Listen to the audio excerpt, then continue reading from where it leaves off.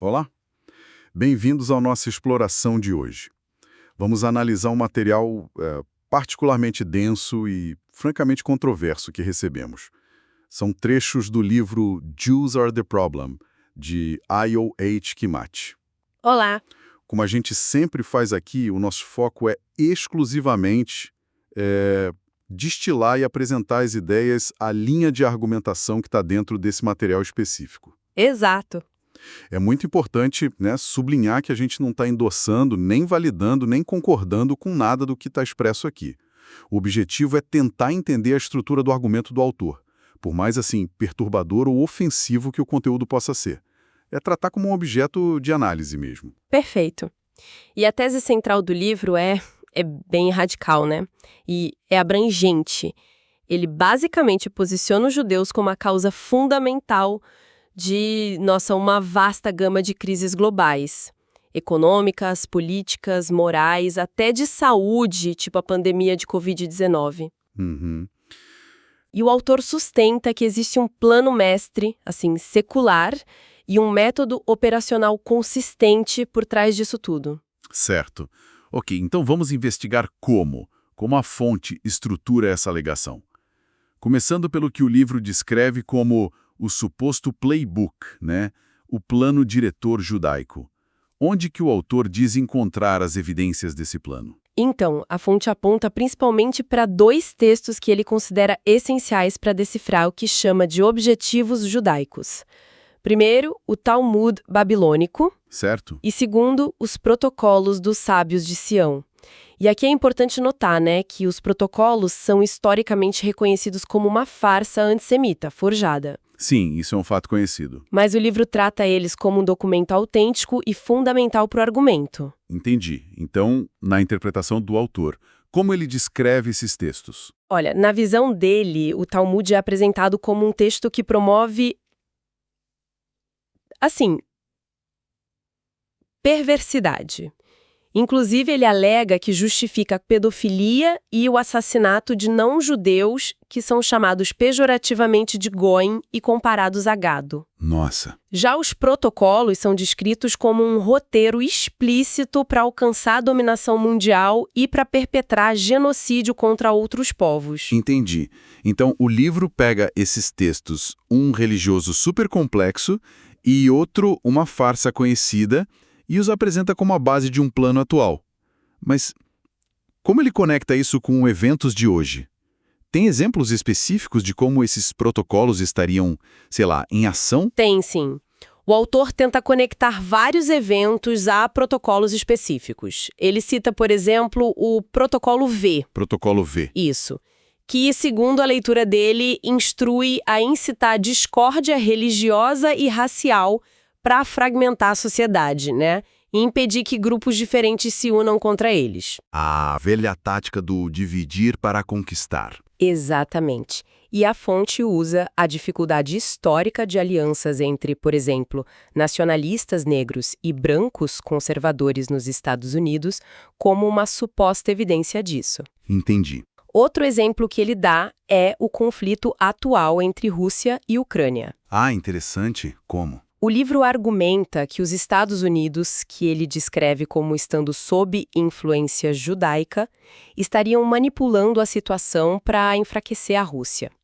Ele menciona especificamente a Victoria Nuland. Sim, figura conhecida da política externa americana. Isso, ele a descreve como judia de ascendência ucraniana e liga ela à mudança de governo na Ucrânia lá em 2014 como parte dessa suposta estratégia de longo prazo que estaria nos protocolos. Entendi. Aqui a argumentação começa a tecer uma rede bem complexa, ligando geopolítica a esses textos e a Covid-19. Como que a pandemia entra nessa narrativa que a fonte constrói? A Covid. Ele conecta a pandemia ao protocolo X. Protocolo X. Na interpretação do autor, esse protocolo descreveria uma estratégia de esgotamento global através da promoção de dissensão, hostilidade, fome e, crucialmente, inoculação de doenças. Inoculação de doenças? O suposto objetivo seria levar a população mundial ao desespero total para que buscassem refúgio no governo e dinheiro controlados por judeus. O livro chega a classificar a pandemia de Covid-19 como a Terceira Guerra Mundial, uma campanha de extermínio biológico deliberadamente arquitetada. Nossa, que alegação gravíssima. O livro aponta responsáveis diretos, ou mecanismos específicos para essa suposta campanha? Sim, e menciona figuras como o Anthony Fauci. Acusa ele de ser uma peça central nesse plano. Fauci. Alegra que os protocolos de tratamento hospitalar para Covid, como o uso do Remdesivir, que o autor, aliás, associa a veneno de cobra e afirma ser letal, e as próprias vacinas de mRNA são ferramentas desse genocídio. Então, para ele, tudo tá ligado. Lockdowns, vacinas, crise econômica. Exatamente. A narrativa do livro é que tudo isso segue o roteiro dos protocolos. E o objetivo final, alegado, seria a implementação do tal Great Reset. O Great Reset. Descrito como um governo mundial totalitário liderado por judeus. A fonte frequentemente associa essa ideia ao Klaus Schwab e ao Fórum Econômico Mundial, né? Citando aquela frase famosa, você não possuirá nada e será feliz, como um resumo sinistro dessa visão de futuro. Entendi. Além desse suposto plano mestre dos protocolos, o livro também descreve um modus operandi, né? Um jeito característico de agir. Quais seriam essas táticas ou características que a fonte atribui a esse grupo? O autor lista várias táticas que ele diz serem recorrentes. Primeiro, a guerra por procuração, ou proxy warfare. Ah, usar outros grupos para lutar suas batalhas, né? Exatamente, para atingir os objetivos deles, mas mantendo as próprias mãos limpas, digamos assim. Segundo, ele fala que eles se posicionam em ambos os lados de conflitos ou debates. Para garantir influência, não importa quem ganha. Isso, e para ter a possibilidade de negação plausível, né? Terceiro, ele atribui características intrínsecas como ganância e desonestidade. E quarto, o uso de operações de bandeira falsa, as false flags. Operações de bandeira falsa para culpar inimigos por ataques que eles mesmos teriam feito? Precisamente. E como o livro ilustra essas táticas? Você mencionou o 11 de setembro, parece ser central para essa alegação de false flag. Exatamente. O 11 de setembro é apresentado como o principal exemplo disso. Supostamente executada por Israel e por judeus dentro do governo americano. E qual seria o objetivo disso, segundo o livro? O objetivo alegado seria justificar as guerras no Afeganistão e Iraque contra inimigos de Israel, né? E permitir a implementação de leis como o US Patriot Act, que o livro vê como um instrumento para restringir liberdades civis, já preparando o terreno para o controle total. Entendi. A fonte também parece dedicar bastante atenção à história americana para encontrar padrões desse suposto modus operandi, certo? Sim, tem um esforço claro em reinterpretar a história dos Estados Unidos através dessa lente bem específica. Alega-se, por exemplo, que durante a Guerra Civil Americana, figuras judaicas financiaram os dois lados. Os dois lados. Norte e Sul. Isso. Ele cita o Judah P. Bellarmine como o cérebro da Confederação no Sul e fala de financiadores não especificados no Norte. O objetivo oculto, segundo o livro, seria enfraquecer a nação e impor um banco central. Nossa! A fonte também menciona a Ordem Geral número 11 do General Grant, aquela que expulsou os judeus da área de comando dele por práticas comerciais consideradas predatórias durante a guerra. Ele usa isso como evidência histórica de um comportamento problemático, embora note que a ordem foi depois revogada pelo Lincoln. Ok, e continua nessa linha histórica. Continua. O livro argumenta que o fim da reconstrução, aquele período pós-guerra civil que teve avanços importantes para a população negra, foi deliberadamente sabotado. Ele aponta para o compromisso de 1877, que encerrou a reconstrução, retirando as tropas federais do Sul. E destaca a participação de um congressista judeu, William M. Levy, nas negociações, mas a fonte vai além. Alega que a Ku Klux Klan original foi secretamente financiada pelo Judah P. Benjamin. Pelo mesmo Benjamin da Confederação, para quê? Para reprimir o progresso negro e usar a tensão racial como uma ferramenta de divisão e distração. A gente percebe um padrão aqui na fonte, né? Conectar eventos históricos super diferentes a um único fio condutor conspiratório, sempre centrado na manipulação judaica. Essa ideia de manipulação cultural e racial parece se estender também para a indústria do entretenimento, segundo o livro, né? Sim, e de forma bem enfática, o autor dedica uma sessão inteira para argumentar que o fenômeno do blackface... Atores brancos pintando o rosto para caricaturar negros. Exato, que isso foi uma ferramenta psicológica introduzida ou popularizada por judeus lá no século XIX, começando com figuras como Thomas Dartmouth Rice, o Jim Crow. O objetivo alegado: desumanizar os negros, justificar a escravidão e destruir a autoestima da comunidade afro-americana. Que pesado. E ele continua essa linha. Continua, salta para o século XX e aponta o filme O Nascimento de uma Nação, de 1915, como um ponto de inflexão crucial. Aquele filme super racista que revitalizou a KKK. Esse mesmo. O livro argumenta que o filme, que foi distribuído pelo judeu Louis B. Mayer e exibido na Casa Branca, fez exatamente isso. Revitalizou a KKK ao retratar homens negros como predadores sexuais. E a fonte conecta isso diretamente ao caso do Léo Frank. O gerente de fábrica judeu condenado pelo assassinato de uma menina branca em Atlanta. Ele mesmo. A alegação do livro é que o Frank era culpado, que ele tentou incriminar um funcionário negro e que o nascimento de uma nação foi parte de um esforço maior para desviar a atenção da culpa judaica, projetando essa culpa sobre os homens negros em geral. O Frank acabou sendo linchado depois, né? Entendi. Então a fonte constrói essa narrativa de manipulação cultural que vai da Guerra Civil até o cinema do início do século XX. E essa linha de argumento continua até hoje, segundo o autor? Sim, o autor sustenta que essa estratégia persiste. Ele cita produções mais recentes, como o filme A Cor Púrpura, produzido pelo Steven Spielberg. Certo. E a série Scandal, criada pela Shonda Rhimes, mas, segundo o texto, sob controle de estúdios com liderança judaica. E qual a interpretação dele sobre essas obras? A interpretação da fonte é que essas obras, mesmo sendo criadas ou estreladas por negros, servem à agenda judaica. Como? Promovendo divisões internas na comunidade negra, homens contra mulheres, por exemplo, normalizando o lesbianismo, que o autor vê como parte de um plano de despovoamento, e reforçando estereótipos negativos ou de submissão. Os criadores negros são vistos aqui como proxies, né? Procuradores involuntários ou cooptados. Esse conceito de proxy parece ser bem importante no livro. Mas antes de explorar mais isso, tem outro ponto central que você mencionou lá no início, a acusação de roubo de identidade. O que exatamente a fonte alega sobre isso? Essa é uma das alegações mais fundamentais do livro.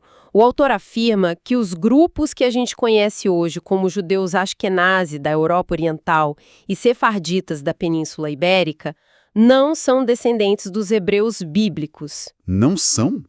Então quem seriam? Ele os descreve como euroasiáticos. Especificamente conecta os Ashkenazi aos Khazares, um povo túrquico que historicamente se converteu ao judaísmo. E diz que eles queriam usurpado a identidade religiosa e histórica dos verdadeiros israelitas. E esses verdadeiros israelitas, segundo o autor, eram povos africanos, negros, originários da antiga civilização de Kemet, o Egito. Uau! Uma inversão completa da narrativa tradicional. Total. E a partir dessa premissa, o livro argumenta que muitos conceitos e símbolos associados ao judaísmo e até ao cristianismo foram, na verdade, apropriados da cultura e espiritualidade quemética, africana. Que tipo de conceitos e símbolos? Ele cita vários exemplos. A própria ideia do povo escolhido. A trindade, que ele compara à trindade egípcia de Osíris, Ísis e Horus. O símbolo do olho que tudo vê. Aquele da nota de dólar. Esse mesmo, ele liga o olho de Horus egípcio a esse olho na nota de dólar, que ele associa ao controle judaico do Federal Reserve. E até a palavra Amém. Amém. Sim, ele conecta ao deus egípcio Amon ou Amun. É. É uma reinterpretação radical da história religiosa e cultural. O livro tenta usar a própria Bíblia para sustentar essa ideia de identidade roubada. Tenta. O autor seleciona e interpreta alguns versículos específicos para apoiar a tese dele. Cita frequentemente Apocalipse 2 e 3.9. Que falam sobre? Sobre aqueles que se dizem judeus e não o são, mas são a sinagoga de Satanás. Ele aplica essa passagem diretamente aos judeus contemporâneos. Direta, sim. Direto. E também usa João 8,44, onde Jesus diz a um grupo de judeus que confrontavam: vós tendes por pai o diabo. Ele usa isso para caracterizar a natureza supostamente maligna dos judeus atuais. Entendi. E tem mais alguma coisa nesse sentido? Tem. Ele afirma que o chamado mito amítico, aquela interpretação da história de Noé e os filhos, que foi usada historicamente para justificar a escravidão africana, associando a negritude a uma maldição. Sim, conhecida essa interpretação racista. Então, o livro afirma que isso foi, na verdade, uma invenção talmúdica, criada pelos próprios judeus para legitimar a opressão dos povos africanos, que seriam, na visão dele, os verdadeiros hebreus. Caramba! Voltando então à questão da Covid-19, que o livro chama de Campanha de Extermínio Global Bolchevique Judaica, um nome entanto, como a fonte detalha essa teoria da conspiração específica? Ela conecta mais pontos históricos ou científicos, na visão do autor? Sim, o livro tenta construir uma linha do tempo para essa suposta campanha. Começa mencionando o memorando NSSM 200, do Henry Kissinger, lá de 1974. Sobre controle populacional. Isso como um plano inicial de controle populacional focado no terceiro mundo. Depois, ele reinterpreta a crise da AIDS nos anos 80, não como uma doença viral, mas como um pretexto. Pretexto para quê? Ele alega que a AIDS foi fabricada ou exagerada para encobrir mortes causadas por experimentos anteriores com vacinas de pólio na África administradas pelo Dr. Hilary Koprowski, que ele descreve como um médico judeu bolchevique. E também para promover o que ele chama de agenda vacine-se e seja gay. Vacine-se e seja gay. Ligando a vacinação a uma suposta promoção da homossexualidade para reduzir a população. Entendi. E o Fauci entra de novo nessa história? Entra. O Anthony Fauci é novamente posicionado como figura central desde essa época, acusado de promover tratamentos supostamente letais para a AIDS, como o AZT, que o livro especula ter relação com veneno de cobra. Veneno de cobra de novo. É um tema recorrente e, mais tarde, de financiar a pesquisa de ganho de função, a Gain of Function Research, que, segundo a fonte, teria criado o vírus SARS-CoV-2 em laboratórios. Ele menciona o Wuhan, mas com financiamento americano sob a direção do Fauci. Uma teia bem complexa de acusações. E sobre as vacinas atuais contra a Covid-19, como o livro as caracteriza dentro dessa narrativa? Olha, elas são descritas como a principal arma do suposto genocídio em curso. O livro alega que a tecnologia de mRNA não é uma vacina tradicional, mas sim uma terapia genética projetada para alterar permanentemente o DNA humano. Alterar o DNA? É o que ele afirma. E diz que elas contêm toxinas não reveladas. O autor especula sobre veneno de cobra como componente da proteína spike, ligando isso a simbolismo satânico de serpentes. E também alega a presença de nanotecnologia. Nanotecnologia para quê? Controle mental? Controle mental ou físico remoto, segundo ele. Parte de uma agenda transhumanista para fundir humanos com máquinas, sob controle judaico. E ele cita mais alguma prova? Sim, ele aponta o evento 201, aquela simulação de pandemia de outubro de 2019, como prova de que a crise foi planejada. Cita estudos ou interpretações de estudos que sugeririam menor suscetibilidade genética de judeus ashkenazi à Covid grave via receptor ACE2, como evidência de que a arma biológica foi desenhada para poupados. Entendi. E simbolismos? Muitos. Destaca o que considera simbolismos sinistros, como o uso da tecnologia luciferase em algumas pesquisas embora seja um termo bioquímico real sem relação com Lúcifer, né? Sim, claro. E a aparição do número 666 em referências como uma patente da Microsoft, WO 2020-060606, e um projeto de lei americano HR 6666. Ele interpreta tudo isso como sinais do plano apocalíptico. É muita informação e muitas conexões feitas pela fonte. Você mencionou o termo proxy ou procurador. Como o livro aplica esse conceito de forma mais ampla, talvez conectando diferentes grupos sociais? Então, o conceito de proxy é central para a conclusão do livro. O autor argumenta que a maioria das pessoas, especialmente nos Estados Unidos, está sendo manipulada para servir como procuradora involuntária na agenda judaica. Especificamente, ele alega que tanto brancos conservadores quanto negros são incitados a lutar uns contra os outros. Como assim? Ele dá exemplos? Dá. Ele usa o exemplo do debate contemporâneo nas escolas americanas. De um lado, a teoria crítica racial, CRT, que o livro descreve como uma ferramenta para antagonizar e culpar os brancos. Certo. O autor argumenta que esse conflito é fabricado pelos bolcheviques judeus para dividir a sociedade enquanto eles avançam a agenda real deles. E ele cita algum veículo específico? Menciona a rede Fox News como um exemplo de mídia que, segundo ele, atiça o ódio racial entre brancos, que ele associa ao KKK moderno, e negros, e que isso beneficiaria apenas os supostos manipuladores por trás da cena. Então a conclusão do livro é que essa manipulação mútua impede que esses grupos identifiquem o que o autor considera ser o verdadeiro inimigo comum. Exatamente. O livro faz um apelo direto, tanto a brancos quanto a negros, para que deixem de ser cabeças duras, ele usa o termo blockheads, e covardes, que reconheçam que estão sendo usados como peões uns contra os outros e se unam contra o inimigo comum que ele identifica como os judeus bolcheviques. E ele estende essa ideia de proxy. Estende. Até mesmo para a reação defensiva comum de dizer, mas não são todos os judeus, ele argumenta que essa é uma resposta condicionada, implantada para proteger o grupo manipulador. Ok. Vamos tentar sintetizar, então. A análise desses trechos do livro revela uma visão de mundo conspiratória, assim, extremamente elaborada. É muito. Ele postula um plano judaico antigo para a dominação global, supostamente detalhado em textos como os protocolos. Esse plano seria executado por meio de táticas específicas como guerra por procuração, controle da narrativa cultural histórica, incluindo esse suposto roubo da identidade africana original e manipulação racial. Isso. E na visão da fonte, tudo isso culmina na crise da Covid-19, que é apresentada como uma operação deliberada de genocídio biotecnológico com objetivos transhumanistas. É isso. Correto.